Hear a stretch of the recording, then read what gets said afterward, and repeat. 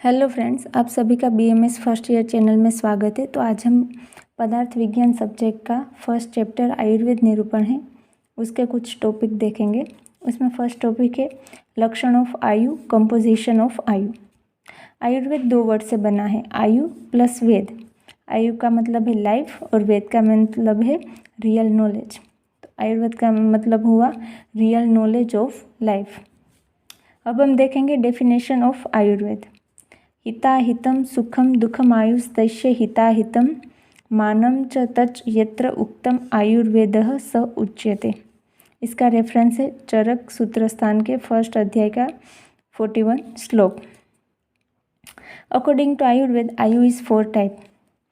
यहाँ श्लोक में जो मानम बताया है उसका मतलब है मेजरमेंट, कि इस 4 आयु के हिसाब से हम पूरी लाइफ का मेजरमेंट करते हैं कि उसके कौन सा पार्ट उसका हितायु होगा, आयु का कौन सा पार्ट अहितायु होगा, कौन सा सुखायु और कौन सा दुखायु। अब हितायु किसे बोलेंगे? आयु विथ धर्म, सत्य, ज्ञान, गुड कंडक्ट, हेल्पिंग नेचर, ये सब जब होंगे तो वो वाले आयु को हम हितायु बोलेंगे, यानी दूसरों के हित के बारे में सोचना। और हितायु का ऑपोजिट है, उसमें आता है सेल्फिश, कंजेस्टेड मेंटालिटी, यानी अपने बारे में ही सोचना। सुखायु, गुड हेल्थ, शारीर और मानसिक स्वास्थ्य, युवा, ज्ञान, यानी जो भी अच्छी बात है, जैसे अच्छा स्वास्थ्य है, शारीरिक और मानसिक रीति स्वस्थ है, युवा है, ज्ञान है, धन है, फिर कोई भी कार्य करे तो उसको सफलता मिले, तो ये इस सब को हम सुखायु में काउंट करेंगे।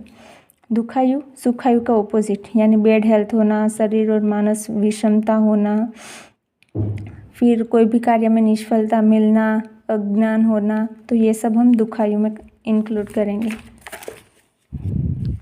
अब आता है डेफिनेशन ऑफ आयु। शरीर इंद्रिय सत्व आत्मा संयोगो धारी जीवितम नित्यगश्च अनुबद्धश्च पर्याय ही आयु उच्यते। यानी इसमें आयु किसको बोलेंगे वो भी बताया है और आयु के सिनोनिम्स भी बताए हैं। इसका रेफरेंस क्या है? चरक सूत्रस्थान फर्स्ट अध्याय का 42 चैप्टर, फर्स्ट चैप्टर का 42 श्लोक है। यानी आयु हम किसको बोलेंगे? कॉम्बिनेशन ऑफ शरीर, इंद्रिय, सत्व और आत्मा इज नोन एज आयु। अब हम शरीर, इंद्रिय और सत्व और आत्मा किसको बोलेंगे? शरीर यानी हमारी बॉडी, जो 5 महाभूत से बने। 5 महाभूत कौन से हैं? आकाश, वायु, अग्नि, जल और पृथ्वी।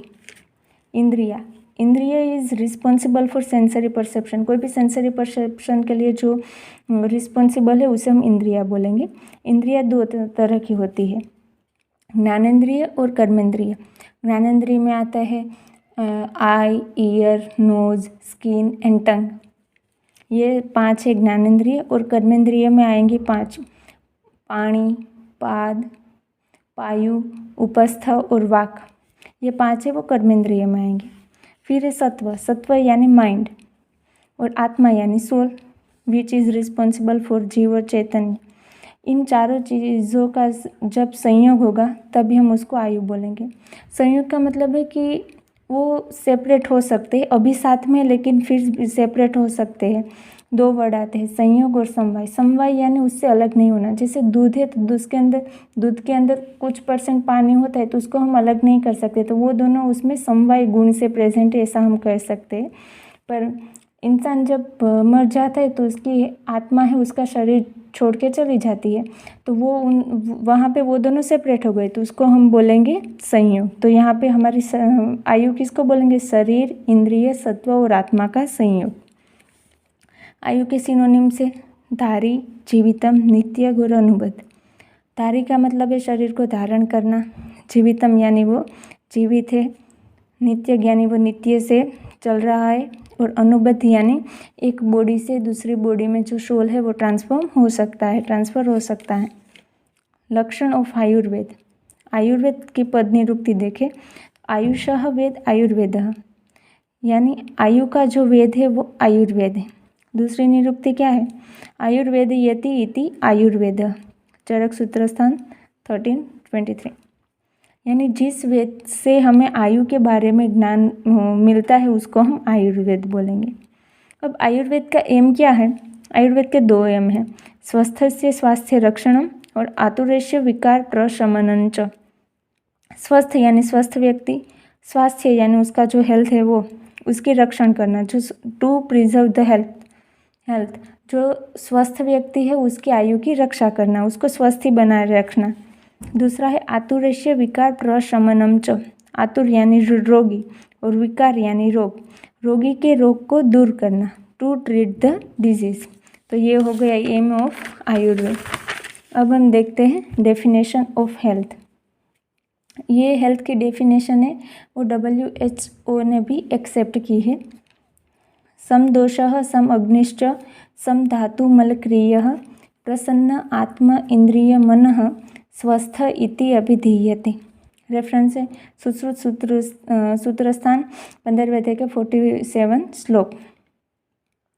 सम दोष दरअसल 2 होते हैं, शारीरिक और मानसिक। उसमें शारीरिक दोष 3 होते हैं, वात, पित्त और कफ। तो वो तीनों दोष का बैलेंस होना। सम अग्निष्ठ यानी अग्नि जो है वो समान होना। सम धातु मल क्रिय, धातु 7 होते, रस, रक्त, मांस, मेद, अस्थि और मज्जा। और मल उसमें मूत्र, पुरुष और स्वेद आता है। तो ये सभी का मतलब हमारे बॉडी में बैलेंस बना रहे। अगर इम्बैलेंस होगी तो उसको हम हेल्थ नहीं बोलेंगे, तो बॉडी में कोई डिजीज़ होती। तो हेल्थ की डेफिनेशन है तो क्या बोला कि दोष का भी समान रूप से होना, अग्नि का भी समान रूप से होना, धातु मल सभी बैलेंस स्टेटस में ही हो। प्रसन्न आत्मा इंद्रिय मन, मतलब प्रसन्न हो, कोई दुख अगर डिजीज़ होगा तो कोई भी हैप्पी नहीं रह पाएगा। आत्मा, इंद्रिय और मन भी अच्छे से वर्क करे, इसको हम स्वस्थ बोलेंगे। स्वस्थ इति अभिधीयते। यहाँ पे देखिए ये जो ऊपर वाले लाइन है उसने शारीरिक फिजिकली हेल्थ जो होती है वो बता दी कि वो, क्योंकि ये दोष है, अग्नि है, धातु है, मन, ये सब हमारे बॉडी के एसेंशियल पार्ट है, उससे ही हमारी बॉडी बनी। तो ये सब बैलेंस हो गए तो हम फिजिकली फिट रहेंगे। प्रसन्न आत्मा इंद्रिय मन, ये सब अच्छा होगा तो हम मेंटली भी फिट रहेंगे। तो यहाँ पे फिजिकल और मेंटल दोनों हेल्थ की बात आ जाती है।